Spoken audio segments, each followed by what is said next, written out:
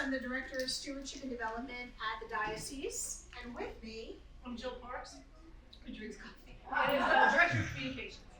So our side hustle, aside from the Harvest of Hope campaign and the annual Catholic Appeal and Southern Cross and the website and all the things that we do In your spare time. in our spare time, we have to read that fine print in our job descriptions and other duties as directed by Bishop Parks. Yeah, you sisters know. Validate, sister. Is Georgia Martyrs. And you are in luck because you are not going to find two bigger geeks about the Georgia Martyrs than the two of us. So, quick show of hands. And I have candy because we're going to ask some questions. So, who has seen the documentary for Georgia Martyrs? 1, 2, 3, 4. All right. Okay, so we have some backup. Being one starring Father Jason Adams. Father Jason Adams, star of stage and screen of Father Adams, absolutely. We know St. Matthew's in the house, right? Or Valdosta. Actually, Okay, that's the story. yes. Okay. So, just some questions. I just want to gauge in the room the level of interest, commitment to the Georgia Martyrs. So there's 5 martyrs. I'll even start you off, Father Pedro Corpa. Anybody name another friar? Lit. There you go. I'll give you another one. We have Black. We have Moss. Sorry, Miguel? There you go. How about one more? Antonio? Well, you got him. Can anybody tell me the names? There you go. Can anybody tell me the names of the 2 friars who were martyred together? Jill doesn't count. No, but for effort. Or the island that they were martyred. Antonio and Miguel were martyred together. Does anybody know where? St. Catherine's. There we go, in the back. Clearly, we'll all need to see the documentary and fill in some gaps in your knowledge. So, that's what Jill and I want to talk about. You're going to watch the documentary. Even if you've seen the documentary, stick around because we hope you leave with more information than you came in. You will learn something you did not know before. Absolutely. So we talk about Georgia Martyrs, and for years we've called them Georgia Martyrs, even though we weren't supposed to, because Rome had not designated them martyrs. But now we can officially talk about them as martyrs. And there's many characters in this story. The 5 friars, of course, are the star of the story, but we're going to take you through some of the others. And first, we have to talk about the Native Americans. So when Maureen and I were asked to help out with the cause of the martyrs, we're like, yeah, why not? Because Maureen will raise money and I'll put it in the Southern Cross, and that's what we'll do. We'll help the cause, and it'll be great. The next thing you know, we find ourselves running around with archaeologists and other swashbucklers, and we're like, Maureen, how did we get here? It's been a crazy adventure. But one thing that we learned from the archaeologists is they make their entire living digging through trash and robbing graves. That's what they do, and I'll tell you that's where you find the good stuff, and that's where you find the daily stuff. So we have, through archaeological digs on St. Catherine's Island and other places of the Georgia coast, hunter-gatherer societies started to come together and make this housing boom on our coast about 5,000 years ago, which blows my mind. That's when we can document they started moving here and setting up societies along the coast. And those societies were very much like the Wale of 1597, where our martyrs were martyred. They started, at first, actually, let me back up, until about 15 years ago, 20 years ago, everyone assumed that all the natives here on the coast were migratory, unskilled, basic, pick an oyster, chunk of fish. That's how they live. Completely untrue. In fact, on the coast here in Georgia, the natives here made the very first pottery. So their pottery building was very advanced, as were the patterns that they used. We didn't have a lot of mound building on the coast, but they started to live in agricultural communities about 100 years before Ponce de Leon came to La Florida.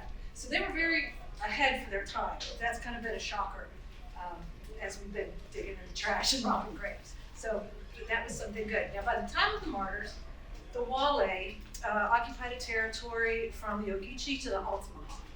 And at that time, there were about 40 villages. So you would have them arranged with like a mayor, a little chief for each little village in the cluster. The next highest guy up was the Miko. And then there's the Miko Mayor, who was the paramount chief of the entire Wale territory. So that was the culture that the Franciscans moved into and the social structure that they encountered when they came to these villages and built a mission. So they went by invitation. They would go into these communities, and the Native Americans would say yay or nay as to whether or not they wanted a mission there. The bishop is there now. I can't remember anything. I got all nervous, Jill. I can't believe it. So they had a highly stratified culture. Their status was a big law. Their leaders, it was hereditary. So the villages, you would have like all the kin and the leaders, the chiefs and the mayors in the center of town with a big building and a field to play chunky, which was a game they did with discs and spears. They would have a town council building, a mortuary, a storehouse. So all of those were pretty similar. And then the missionaries eventually came in and set up their missions. But the interesting thing, and you may know if you've seen the documentary, part of the thing about polygamy, it was common in their society because property and land status all passed through the wife, through the female line. So if you wanted success and to grow your kingdom, you had to have more than one wife. And it's a very odd system. Most of the tribes up the coast here down in Florida had that, so it passed through the woman. But it's still a complex thing that a lot of people don't quite exactly understand how it worked, because like if the chief died, the next chief would likely be the son of his eldest sister. So it's kind of a strange thing. And when they did take more than one wife, they would often marry sisters. But they lived in separate houses, which was pretty smart. Let's see. No, those are pretty much the big things you need to know what the missionaries were going into. Also, they believed that the chiefs had a supernatural power and entitlement to them. So they were the ones who received the goods and tributes from their kinfolk and distributed it to others. So there was a lot of power from the chiefs. And that also made out well when they found out they could get a lot of goods from the Spanish. So it enhanced their standing because instead of trading in common things, they were trading in silk and linen and fabulous beads from around the world. All right, so now that you know a little bit more about the Wale, we're going to talk about the Catholic Church at this time. And why this area? Why did it become such a thing? So the Catholic Church in the 1500s, 1513, right around that time, Pope Paul III said, yes, Native Americans have souls. And therefore, when we go to other countries, when we send conquistadors, when we send explorers, it is paramount to evangelize to all. And so that before that, it was, no, Native Americans don't have a soul. We don't need to evangelize to them. So that wasn't until the early 1500s that was thought process. So the Spanish, this area, so we're talking about 80 plus years, 89 years before Jamestown, before 13 colonies, before Declaration of Independence, all of the things, before we were Georgia, we were La Florida. And this area was very important to Spain because as explorers are going to South America and Mexico and taking goods back, they were coming back this way between Florida and Cuba. So if you control Florida and Cuba, you control the passage and what goes back to where. So that's why La Florida was very important to Spain. Also, they thought that any of these rivers in present-day Georgia could possibly take them to the Pacific Ocean. So, which they, but at that time, they had to learn the hard way. Oh gosh, no, this does not take us to the Pacific Ocean. There's a whole lot more land and a lot more Native Americans. So as Spain was sending ships over, it wasn't just about the economy of getting goods, controlling land, planting your flag. it was evangelization. So all of those ships coming over had at least one priest as well. So it was more than just, what can we pillage from this new world? It was to evangelize it as well. So we talk about the Franciscans, and they weren't the first to come here to this new world and evangelize. In the early 1500s, the Dominicans were actually the first to come to this new world and evangelize. And very shortly after, 2 years, they were like, no. They hard pass on this new world, they got out. And then come the Jesuits in about that 1530. Now, the Jesuits had a very different style than the Franciscans. So that is the main reason the Jesuits weren't so successful in evangelizing the Native Americans. But what the Jesuits didn't know is at the time they were here, in present-day Georgia and Florida, was the worst drought on record ever. But they didn't know that. They just thought they got dropped in the middle of nowhere, and this was terrible. They're writing letters saying, I'm paraphrasing, but basically, even God doesn't want his people here, get us out. They wanted to get out. So there were many reasons why the Jesuits weren't successful. Then the Franciscan came, and they were successful. They lived in harmony with the Native Americans, with the Wale here, until they didn't, and we'll get there. They were baptizing so many of the Native Americans. They learned language, they learned customs, and they were flexible in their style. We have Stations of the Cross, actual Stations of the Cross, with Wale figures on them. So they incorporated some of the Wale traditions and the look of the Wale to help evangelize. Whereas the Jesuits were more dogmatic and no, it's got to look like this. It's got to look a certain way. So there were many reasons why the Jesuits were not as successful. But the Franciscans were like, that's fine. But when it came to what we believe and marriage, that's where they were, no. We can put Wale up on the Stations of the Cross, but we can't have plural marriage. So with that, now that you have a little bit more of the characters, not just the 5 friars, we're going to play the documentary, and we're going to come back and we're going to learn. We're gonna blow your mind. We're going to blow your minds. Wow. And let this be a lesson to Maureen and Jill. You don't invoke the bishop's name and just walk right in the door. Let that be a lesson to Maureen. So we're going to start the documentary. More than 20 years before the Pilgrims landed at Plymouth Rock, a group of Franciscan missionaries left their native Spain to evangelize and minister to the indigenous Wale people of the South Georgia coast. Known familiarly as the Georgia Martyrs or the 5 Friars of Georgia, these servants of God were murdered for their fidelity to Christian teaching on the sanctity of marriage. Their cause for beatification was formally opened on February 22nd, 1984. My friends, while the story you are about to see began more than 400 years ago, it did not end in 1597. The seeds of faith that were planted by the friars and watered in their blood continue to bear abundant fruit in South Georgia today.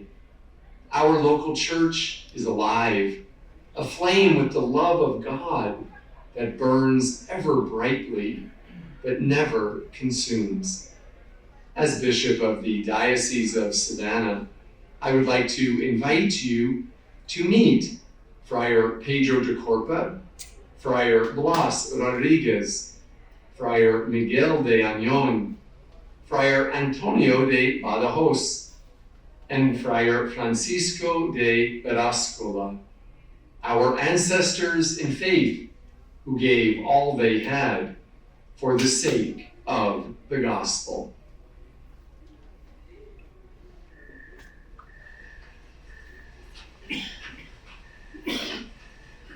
It is September 14th, 1597. Friar Pedro de Corpa prays on his knees in his home. He's 37 years old.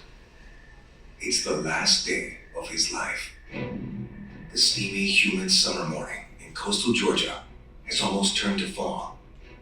Behind the friar, a party of young native men stand in the peaceful village of Tolomato, near modern-day Darien, Georgia, their faces streaked with war paint and their hands gripping clubs, known as macanas. Leading the group is Juanillo, heir to the paramount chief of the Guale tribe.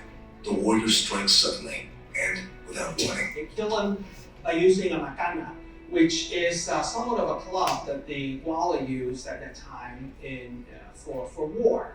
And the macana, they would simply use it to hit people on the head.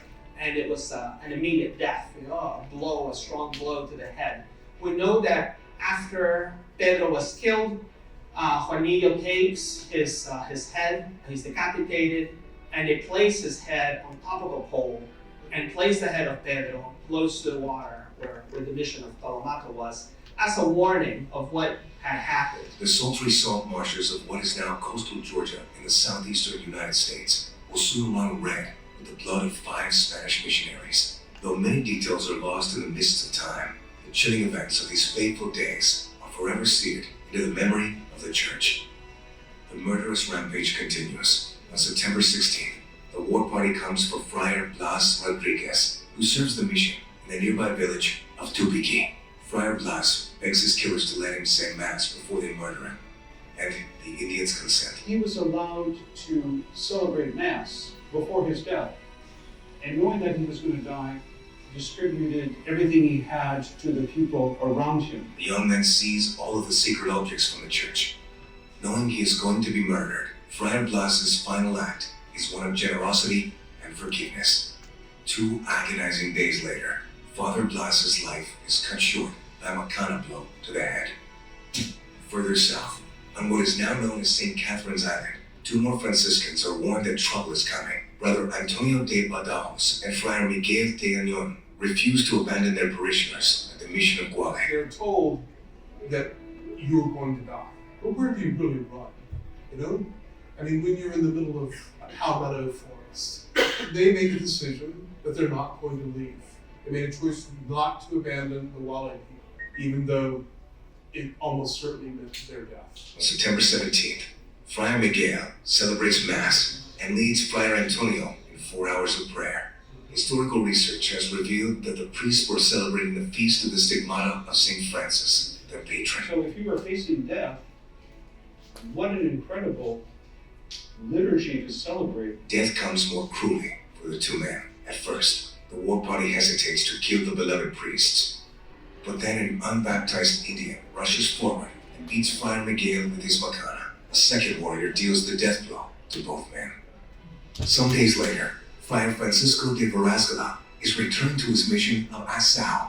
Guale warriors surprise the tall, athletic Spaniard as he lands his dugout canoe while wearing a hat, pulling him onto the shore and killing him with repeated blows from their macanas. He might have been waved to his attackers. I don't think he really knew what was coming. And they probably wouldn't have given him much of an opportunity to defend himself because he was so vigorous and so strong. When he got out, he thought he was being greeted and was embraced, and in fact, killed right on the spot. So that could very well have been a recognition. This is a powerful man, and if we are going to kill him, we know that there's going to be a struggle. My 6th friar, Francisco de Avila, narrowly escapes the same fate when a war party corners him inside at the Talapo mission on present-day Jekyll Island.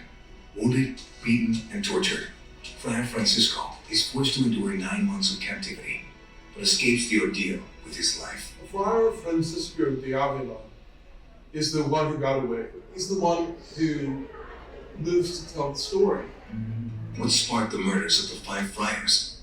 It all hinges on their steadfast defense of a single sacrament of the church. There was no negotiation on that. This is what you, through your baptism, professed to do. What was the sacrament for which these 5 men were willing to die? To answer that question, we first need to explore what brought the Franciscans to this remote outpost of the Spanish Empire on the coast of modern-day Georgia. Looking at the history of the Spanish evangelization of coastal Georgia, we see a story that really goes against what many of us hear and learn as we grow up. Most Americans are raised on an oversimplified narrative that paints English colonists as heroes and Spanish as villains. There is an incredible difference between the English and Spanish perspective. First of all, when it comes to evangelization, the English did not come to the New World to evangelize. The Spanish did. We see a lot about how cruel and evil Europeans were to Native Americans, and this is the story of just the opposite. We see that the Spanish were here many, many years before Jamestown and before the Pilgrims, and also a presence that shows quite a bit of collaboration with the natives, rather than the typical story that one hears that the Spanish came and they just slaughtered everyone. By the late 16th century, Spain had changed the way it established colonies in the New World. The violent conquest which characterized the empire's earlier expansions had been replaced by a more spiritual ethos, focused on bringing the indigenous people into the Catholic faith. They start out with the most fundamental debate: are these people even human? Do they have souls? And once it's decided that yes, they have souls, then you have a moral obligation that is paramount to save those souls. Spain had a system of slavery, but it was much different than what we call the chattel slavery of the English. In the Spanish system, you still had rights. You could make appeals to judges. You could buy yourself freedom. It's still a person. Okay, that person is a slave, which is horrific, but you cannot deny that that is an individual person who has a soul. In the English system, there was absolutely no recognition of the person as a person. And it stretched Catholic thinking. Before that, really, the idea was the gospel had already gotten to the ends of the earth. And now suddenly there was this whole another continent of people who had never heard the gospel.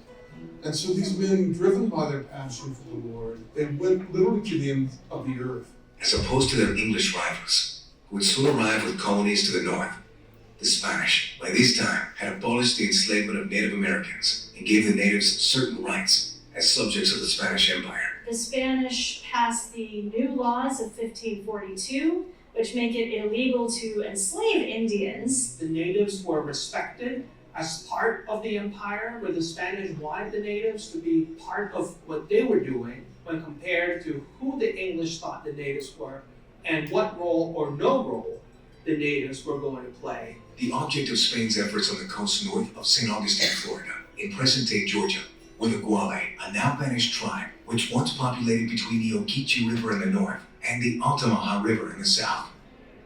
At first, Spain sent Jesuit missionaries in an attempt to bring the Guale into the Catholic faith and under Spanish control.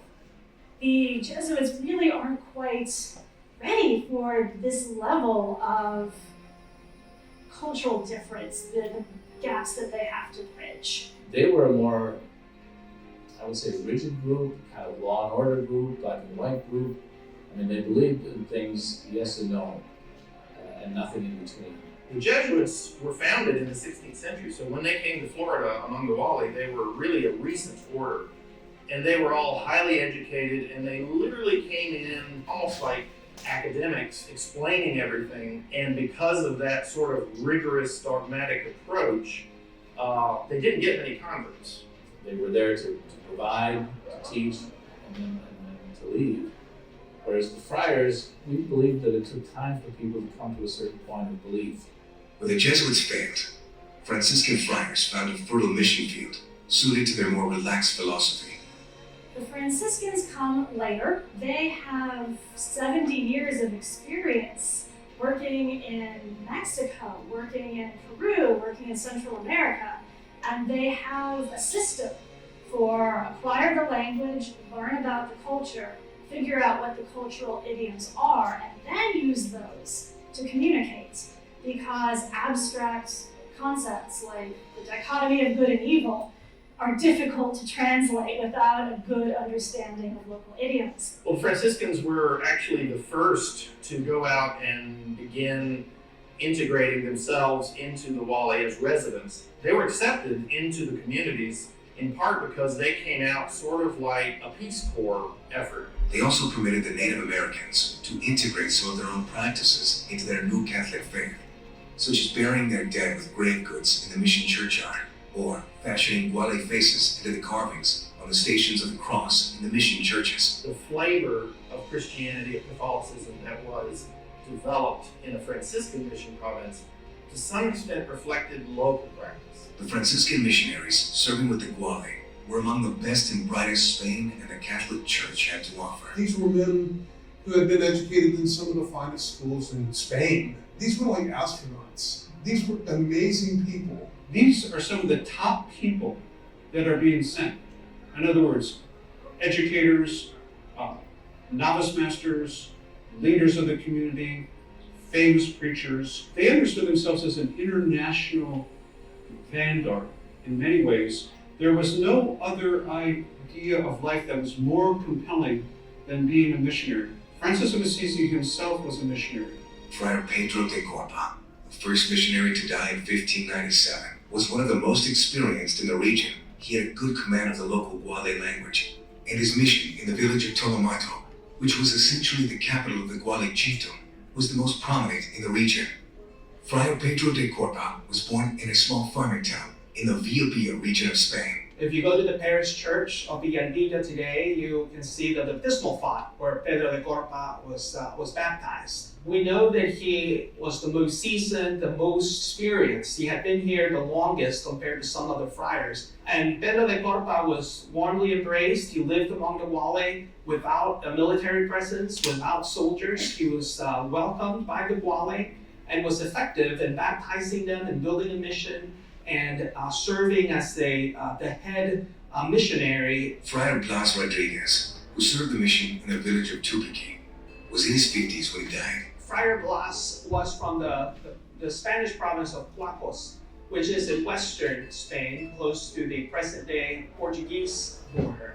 He joined the Franciscans, and in 1590, they responded to the invitation to come to the New World. Apart from some general characteristics that we know about him, not very much is known about. Friars Antonio de Badaos and Miguel de Añón, who served together at the mission on St. Catherine's Island, were a study in contrasts. Friar Miguel was beloved by the Guale. He was known for his pleasant singing voice. Historical sources indicate Friar Miguel was born in either Saragossa or Huesca province in Spain, and that he sacrificed a great deal to come to the New World. We're told by sources that he came from a noble family, had an incredible disposition, and clearly was quite persuasive, and is here an example of, if you will, sending the best of the best to Florida. Friar Miguel's companion brother Antonio, who hailed from the village of La Abuela in the province of Badajoz, was an older man who knew the Guale language well enough to translate for Friar Miguel. Now, Brother Antonio is not Father Antonio, it's Brother Antonio, which means he's what's called a lay brother. In other words, he was not ordained. His focus was on the community life and working hand in hand with Father Miguel. The last missionary to die, Friar Francisco de Berascola, stands out among his brothers in the historical record. We know more about him than any of the other martyred missionaries. Friar Francisco was the only Basque among the group, born on February 13, 1564, to a noble family in the village of Corejuela, and baptized at the parish church of San Juan de Molinar. His father, Domingo, was a government official known for carrying out social reforms to benefit the poor. 33-year-old Francisco was a natural athlete who used his strength and skill to build rapport with the Guale. When Father Francisco comes, it's noted right away that he is quite tall. He's a younger friar, and there is a source that talks about him being one who wrestled with Indians and took part in the javelin tosses. And this account, I don't know if it's propaganda or just the Spanish view, but they said that he was always a winner, especially when he was wrestling. And so he was often recognized, if you will, in stories down through the years as one who was incredibly athletic. Things were going well with the Georgia coastal missions until a young man named Juanillo, who was heir to the leading Guale chief and a baptized Catholic, requested that Friar Pedro make an exception to Catholic teachings. This would set up a bloody revolt that would change the entire leadership of the Guale culture. To make it easier for recent converts to adapt local customs to Catholic teachings, the Franciscan missionaries were willing to mold to some traditions. But Juanillo wanted the friars to bend the rules for him. He wanted a second wife, a practice which was common among Guale leaders. Juanillo's request was rooted in local custom and in economics. Well, Franciscans were actually the first, in part because they were coming out and becoming religious practitioners for the converted villages. But the Franciscans were definitely willing to accept those things that were not, theologically problematic, but practice-wise would accommodate traditional practices wherever they were. So in other words, the Catholicism that was developed in a Franciscan mission province to some extent reflected local practice. In the Guale culture, the women had the wealth. So a man who could have multiple wives would be wealthy. The more wives you have, the more money you have. It's sort of a conspicuous consumption thing. So you can see why they would want to have more wives. You can see in their understanding of their culture. The Church's commands regarding the sacrament of marriage were clear. The answer to the chief de mayor's request was an unequivocal no. Juanillo was very disappointed and actually very angry with the friars for insisting that he could not be an exception, that he would have to abide by the Catholic faith now that he's been baptized. And Juanillo wanted to go back to the old ways, but he also wanted to receive the host, right? He wanted to be Catholic, but he didn't want to live by the rules of Catholicism.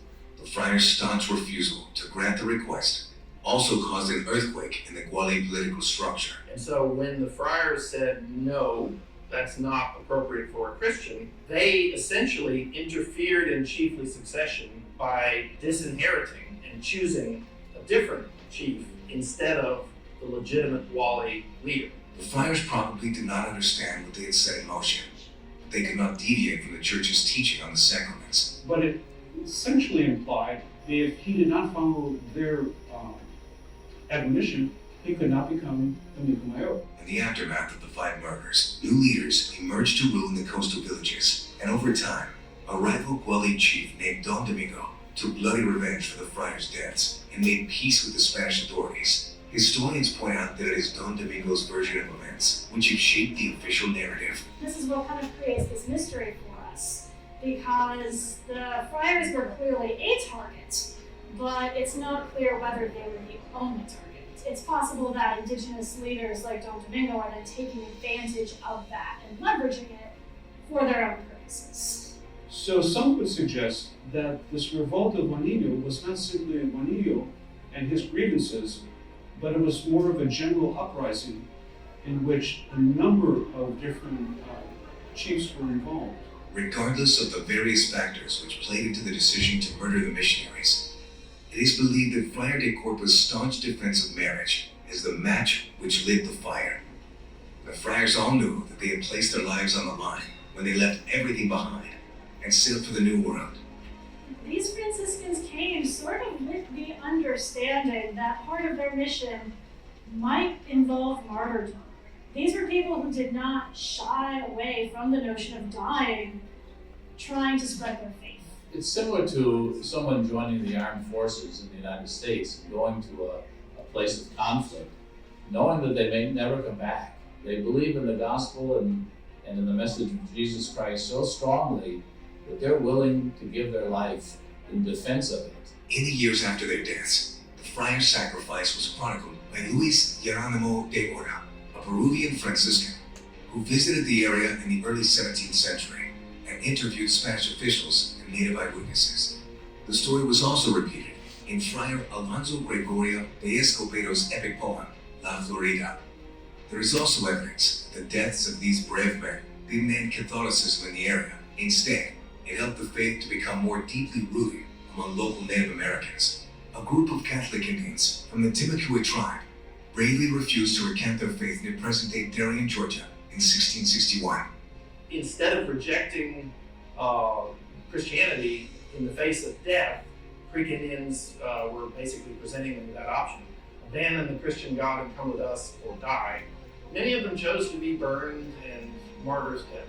The faith took hold, and that is important to remember that as we think of the legacy of the friars, that not only are we remembering them now 400 years later, but for the time that the missions existed, up until the late 1600s, when the English demolished them all, the Gwale continued to remain Catholic, to remain faithful. The story of the 5 martyred friars has led to archaeological digs and important discoveries on the barrier islands. Over the past century, more than one effort has been made to bring attention to the sacrifice of these defenders of the faith. Starting in the 1940s, church leaders in Friar Francisco de Verascolo's home province in Spain pressed for sainthood for all 5 of the Franciscans. Particular attention was paid to Friar Francisco, who was the subject of several paintings and a plaque. A cross was erected in Francisco's honor in 1967. There has been an annual commemoration of Friar Francisco in his hometown. There is a marker in his hometown that shows where he was born. Earlier on in the 20th century, the bishop of that area was very, very interested in the beatification process to try to name him the patron saint of soccer because of his love of sport and his ability to share the gospel with others through sport. On the site where Friar Miguel de Añón and Brother Antonio de Badajoz were killed, in 1984, archaeologists discovered the remains of the mission of Gwale on St. Catherine's Island, with 431 Christian buried remains of baptized Gwale natives. The Bishop of the Diocese of Savannah conducted a prayer service at the site in memory of the Gwale men, women, and children buried there. Over the ensuing decades, archaeological surveys have continued.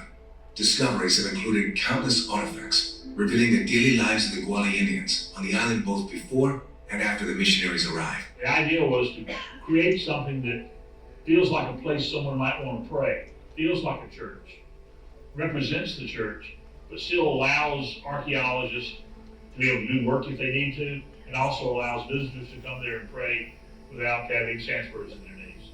We've had so many masses in the last few years with local Catholic churches coming with their priests, and it was stirring to watch how moved they were to be at that place. The site of the mission church has been turned into a living memorial, marked by palm trees planted in the shape of the vanished structure. When I got there, my first visit there, I really felt that I was on holy ground.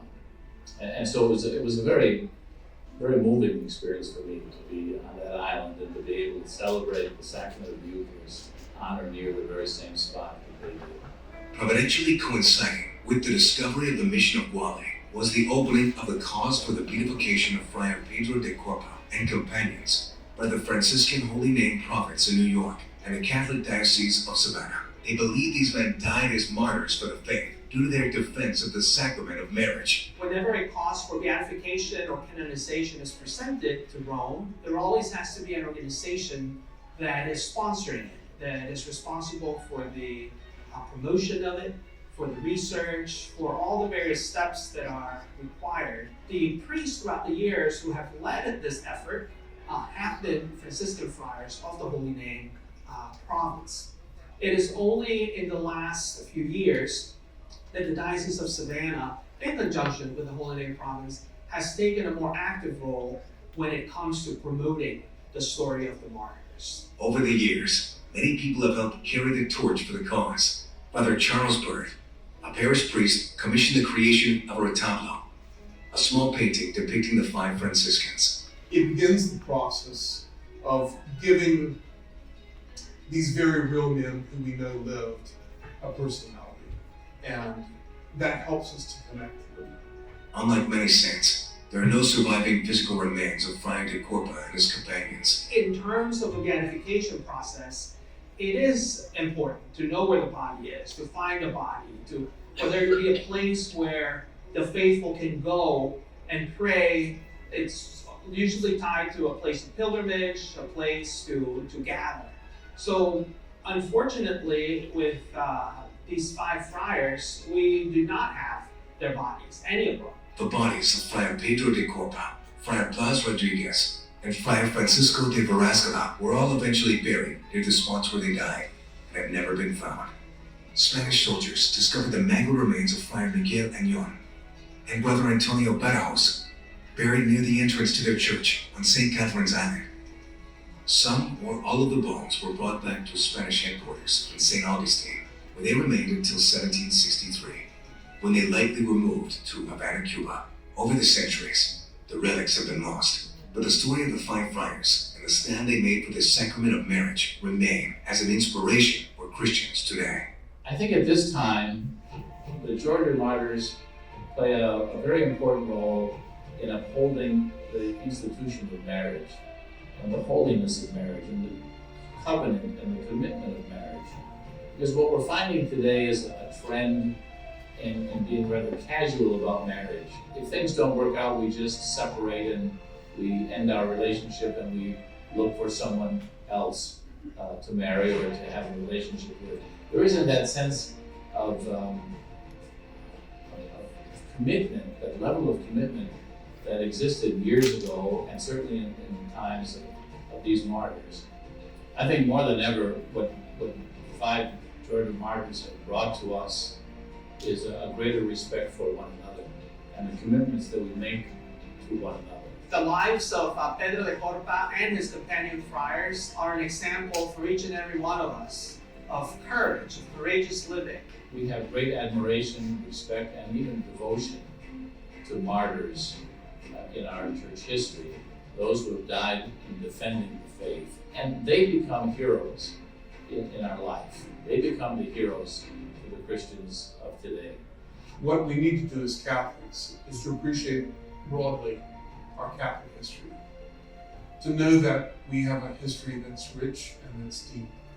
And part of that is to know the story of the five Georgia martyrs. This great international epic reality of Roman Catholicism, that has a story in every part of the world, in every corner of the world, has a rich story here in Georgia. For you, for me, as people living 400 years later, it's important for us to learn their story, to know what they did, who they were, why were they here, why did they give up their lives for the sake of the gospel, for the sake of the defense of marriage. Also, we can share this message. We learn, but then we share. We share what we have learned. We share with our friends. We share with our communities. We share with our churches so that others may come to know their story and be inspired by the way that they have lived their life. And finally, all of us can pray. Pray for the cause. Pray that these men's heroic sacrifice, may be recognized by the church and offered to all the faithful as an example of virtuous living, of gospel-driven life.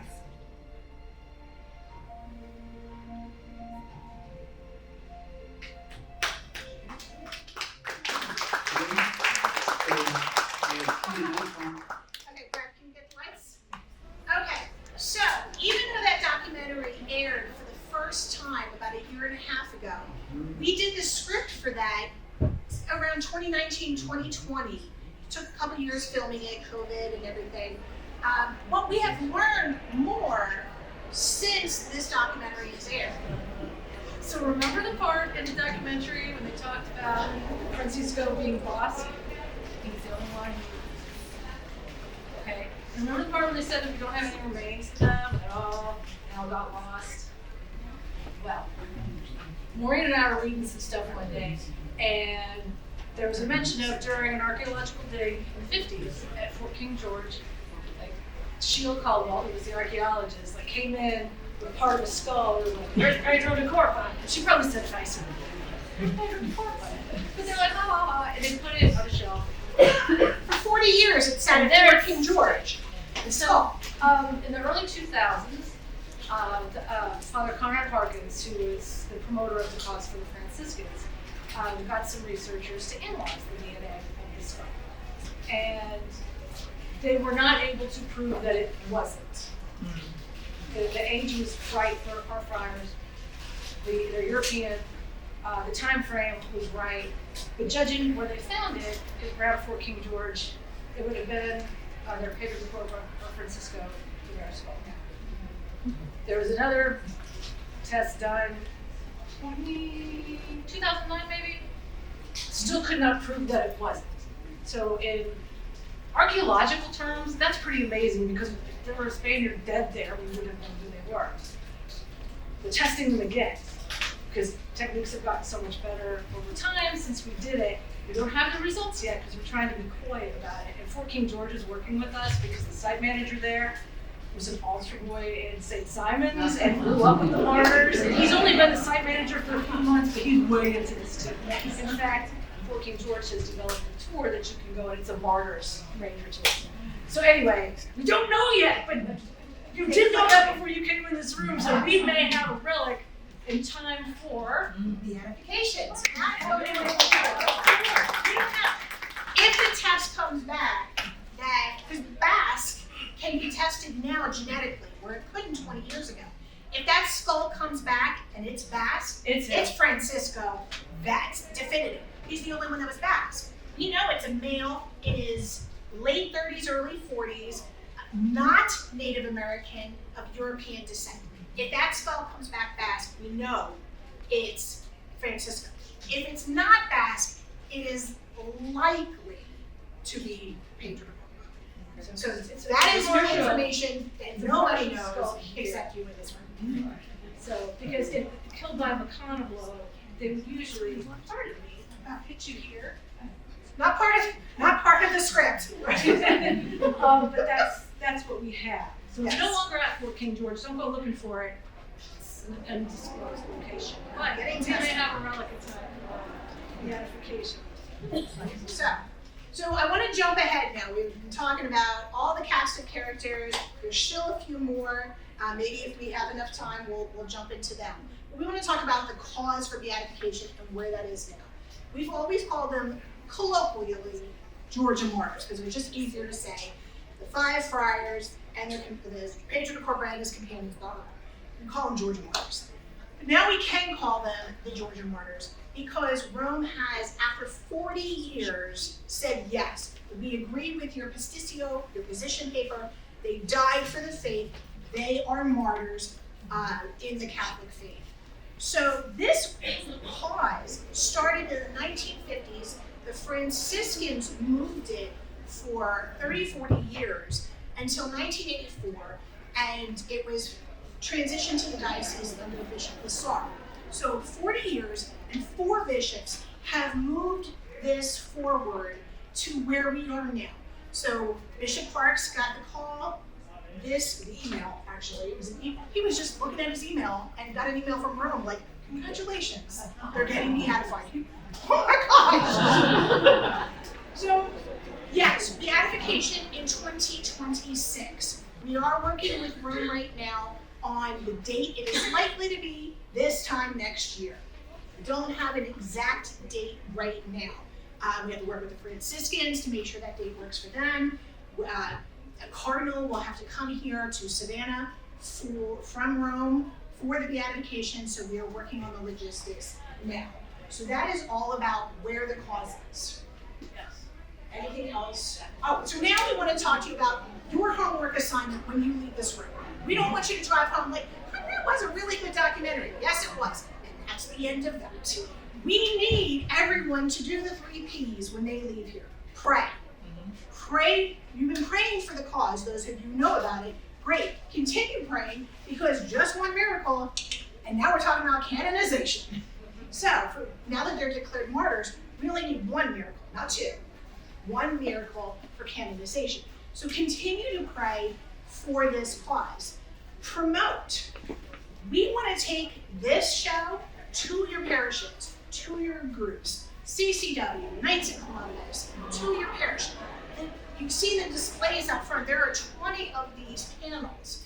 They can be in your parish. This is a traveling show that we want over the next year to be part of all of our parishes. This isn't a few people in Savannah advancing this cause. This is the Diocese of Savannah advancing this cause. So we do need help in promoting it. We can help you there. If you haven't had a chance to look at these panels, they're so amazingly wonderful and informative. We want all parishioners, schools, young adults to know this. So we're talking about pray, promote, and pilgrimage. Pilgrimage was the next one. So we have the GeorgiaMartyrs.org is where you can get this documentary, the next documentary, what I'm going to talk about, And the pilgrimage. There's a church documentary made by Brad. Yes, there's 3 documentaries because we can't take you all to St. Catherine's. So we are trying to bring St. Catherine's to you. Is the second documentary that you can watch tonight in your house. So those are the 3 P's that we need everybody to walk out of here with. And in terms of pilgrimage, we do have a small pilgrimage tour at the GeorgiaMartyrs.org if you are interested in going down to Darien and walking where they walk and seeing what it was like. As Maureen said, we can't take you to St. Catherine's. It's a private island. I mean, that's the one that gets all the press. That's the palm trees around. But we've also come to find out, again, through our friend at Fort King George, when they did archaeological excavations there in the 1920s and then in the 1950s, they were looking for Fort King George. So they just dug a big hole and sifted through it. They didn't find the fort. So like, there's some pottery here too, and some Spanish things, because that's not what they were looking for. But then we've gone back through the records, and that original dig in 1920s did reveal a burned wattle and daub mission structure, which would have been the first mission where Francisco, he wasn't at Talahe, so we think it's the mission Talahe, he was at Asau, but they were right there. The Wale would have twin villages, and then one on the islands and one on the barrier, and they would kind of switch names. So if you go to Fort King George, they can take you out, and he was probably killed right here. And what we're trying to do is get ground penetrating radar and someone to help us read it so that we can positively locate where the digs were in the 20s and the 50s. In the 1950s, the notes are a mess, and but north is not even in the right spot. So, and we can't just go and start digging it out. But if we could get some ground penetrating radar and someone to read it, it could help us. We might be able to actually find the original mission Talahe, which would be another amazing thing, especially as we're moving up to the beatification. One other thing with St. Catherine's, if you also know another coastal engineer, the erosion there is unbelievable, and we probably will not have that mission site in 100 years. It's moving very quickly. So we're trying to find coastal engineers to help us solve the erosion problem. The Cree Nation of Oklahoma, who are the descendants of the Wale, have proposed working with the Diocese and working with the St. Catherine's Foundation to try to shore that up and prevent the erosion there. But if you know anybody, if you know something like that, and would be interested in helping the Diocese in this area. But the pilgrimage is, honestly, I can't say enough about it. The Fort King George one's fantastic. You're right out there on the bluff. You can see what it would be like to have been one of the missionaries there. There's a replica of the roundhouse. Maybe one day we'll get a replica of a mission. I don't know. Or find the original Talahe. So there's a lot of stuff still happening with Mars. It's pretty exciting. Really cool. All right, so we have to let you go so you give you time to get to your next session. The GeorgiaMartyrs.org is where you can get all of these documentaries, learn more about the pilgrimage, contact one of us if you want us coming to a school or parish near you. And if you have any questions, just come on up and ask us. Thank you.